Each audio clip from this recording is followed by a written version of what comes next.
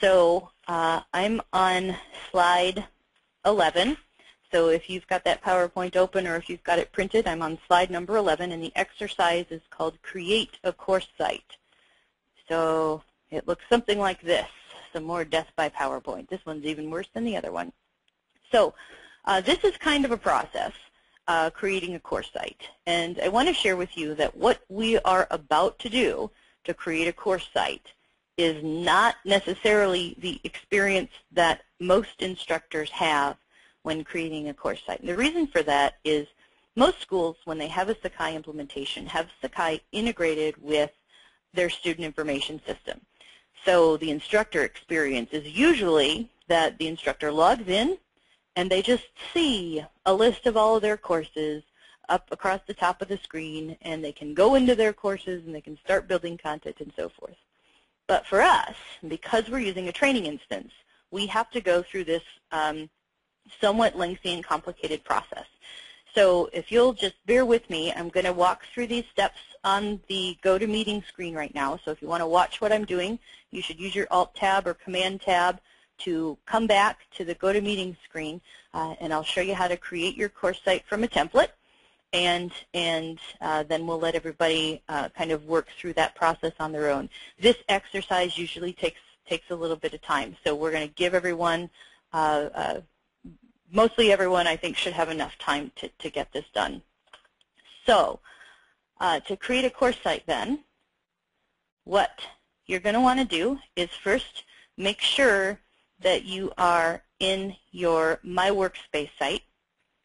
So if you haven't done that, you'll want to make sure that when you're ready to do the exercise, you click on My Workspace. And then you're going to this Site Setup tool in your My Settings section over here on the left-hand side of the screen. You should see a New button up at the top of the Site Setup tool page. So if you click that, that'll take you to the screen that allows you to create your own site. So you've got a few options on this screen, and I'm going to take us through the quickest option. If you would like to go through a more lengthy option, please do so at your own risk. But if you'd like to go ahead and complete the exercise, then kind of try if you can to follow what I'm doing when you start doing the exercise. So what you're going to do is not build your own site. You are going to create site from template. So when you select the Create Site from Template radio button, a drop-down box will appear, and you will see some options. So what you're going to want to do is select Standard Course, and then select a term for that course. Don't worry about copying users or content, but just click this Continue button. Then you're going to give your course a course title, like a name, right? So our course is going to be Management 201. You can make your course have a different name if you want to. It doesn't matter. But we also have to add a section number. So we'll fill in the subject field, the course field, and the section number. And then in this authoriser's username, I can explain that later.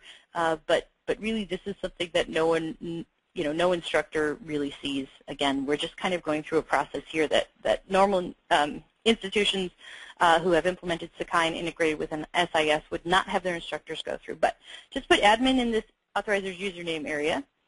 And then once you're done, click Done. Now this button reads Done, Go to Site, but you won't actually be going to the site just yet. You're going to see somewhat of a confirmation page that shows you that you have actually completed that task, that you've created that course.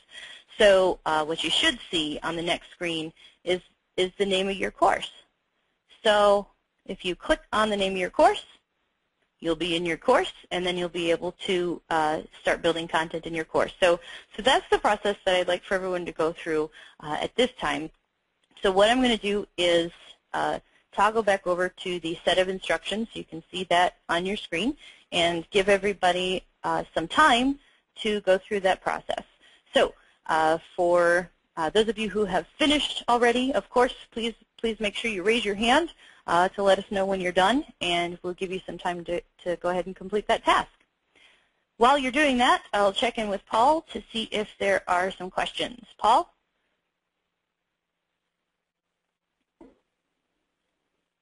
Sorry about the delay. No, we're just, I'm trying to keep on top of everybody's problems getting to the right place, so thanks for your patience. Okay. But no, yeah, no technical or functional questions. Okay. Yeah, this task usually takes a while, and so we'll give everyone, make sure we give everyone enough time to do it. And we'll keep an eye on those hands. So again, if you have questions, feel free to enter those into the question queue.